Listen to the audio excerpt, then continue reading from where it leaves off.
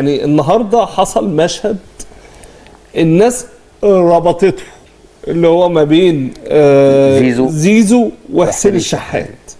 هعرض لك الفيديو كابتن ابو الدهب، بس ده مش شرط. ده مش شرط. خلي بالك ده حسين خليها بقى ايه يعني فول كادر يا استاذ ماجد. ده بعد الماتش ولا قبل الماتش؟ قبل الماتش. لا ده قبل الماتش، كانوا نازلين وبيهزر.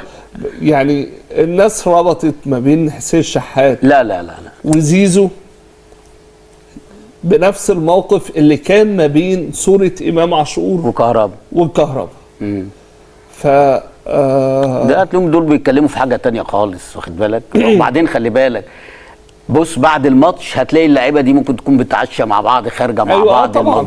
الموضوع عادي وهي دي العلاقه اللي المفروض تبقى موجوده، واخد بالك؟ فانت ما تربطهاش ان ده، بس انت برضو ما تضمنش، ما ممكن زيزو ما ياخدش فلوسه الفتره اللي جايه. لا هي المشهد ده بس عشان الناس تبقى في الصوره، او حتى مشهد كهربا. هما الاثنين دول مش كانوا مع بعض في منتخب مصر. المشهد ده طبيعي يا كابتن رضا. هي الفكره انك انت طالما انت مرتاح في ناديك عمرك ما هتسيب النادي اللي انت فيه. ايوه انا نجم، سواء بتتعامل كويس او بتاخد فلوسك. هو نجم زيزو طبعا، واخد بالك؟ ولو راح هناك هيبحث من اول، شوف الارقام اللي بيعملها دي كلها، هيروح لازم يعملها من اول وجديد.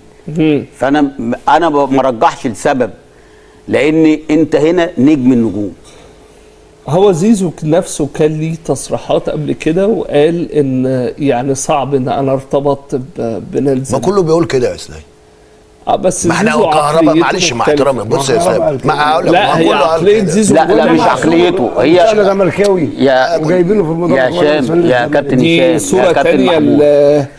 واضح ان لعيبه الاهلي كانت مهتمه يا جماعه، لعيبه مع بعض في المنتخب.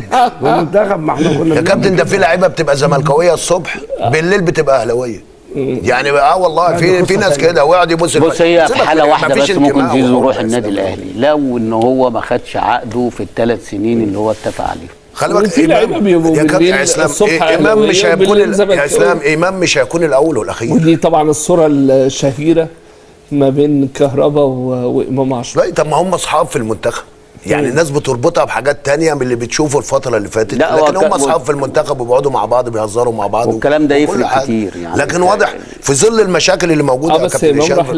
يا كابتن بص الناس ربطت. بص يا اسلام، سيبك ان حد يعني انا ماليش علاقه طبعا. هل المشهد ده لا سيبك من حد ليه علاقه بان هو راح يمضي وهيتفق معاه على عقد؟ يا جماعه مش هو كهربا اللي بيأيد، هو كهربا هو اللي بيتعاقد، بس هو كهربا هو ما اعرفش اي حاجه عن الموضوع. كهربا اللي بيقنع.